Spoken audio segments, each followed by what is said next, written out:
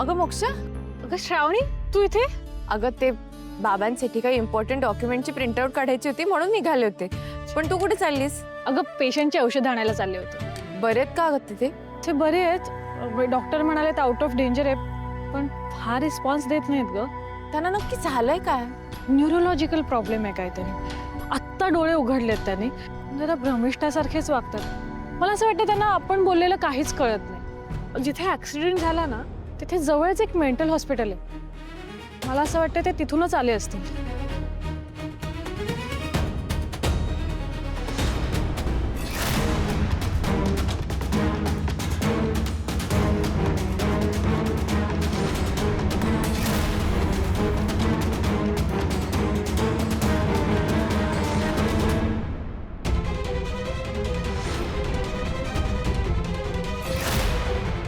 कुठे गेले शिरीष घाणेकर?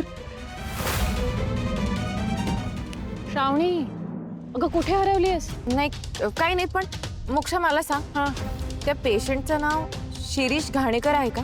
तेच तर नाही ना माहिती. त्यांचे कोणी नातेवाईकही नाही आलेत. त्यांची कोणी विचारपूसही करत नाही. मला कळतच नाही काय करायचं, कसं शोधायचं. मला त्यांच्याकडे घेऊन जाशील? मला त्यांना भेटायचंय. तुला? अगं कशासाठी?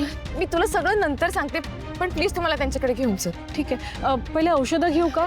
ती आपण घेऊ, पण आता चल. अगं चल चल प्लीज. शोभे, एक नंबर खबर दिली म्हणून फ्रेश फ्रेश गाजरा आणला बर का. आवडलाय मस्ती लयच.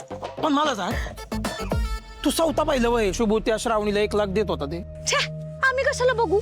मग कोणी पाहिलंय? अहो स्वीटी आणि शुभू एकत्र काम करतात का नाही? तर स्वीटीने काहीतरी बघितलं असेल, तिने लगेच आमासने येऊन सांगितलं. पाहिलं का तुझा भाऊ? आपल्याला पैसे द्यायचं म्हणलं की दाढवर ती त्याला, आणि त्या श्रीमंत पोरीला मदत करतोय. उलट तिच्याकडून पैसे घेऊन आपल्याला दिले पाहिजेत ना. नाहीतर काय, मग आमासने पण ना कळतच नाही एक शुभूचं. त्याच्या जागी जर दुसरा कुठला तरी माणूस मंत्री साहेबांचा पिया असता का नाही, तर आतापर्यंत मोठी इस्टेट जमा केली असती. मस्त बंगल्यात राहायला गेलो असतो आम्ही. पण कसलं काय, आता आमासने नाही वाटत असं काय होईल. शोभे, समज होणार. हे तुझा भाऊ आता फार आकाश पातळ एक करत, पण पैसे गोळा करत. ते कसं? समजल तुला. तुझ्यासाठी अजून एक गोष्ट आणली मी. अजून एक गोष्ट म्हणजे तुम्ही काजू कतली आणली का काय? बाई, तुमच्या मनातलं कसं काय लगेच कळतं? ए शोभे, अगं काजू कतली बी आणन मी, पण त्यापेक्षा महत्वाचं आणलंय. त्याच्यापेक्षा पण महत्वाची म्हणजे म्हणजे आम्हाला ती सोन्याची एक सरी पाहिजे होती, ती घेतली काय तुम्ही आमच्यासाठी?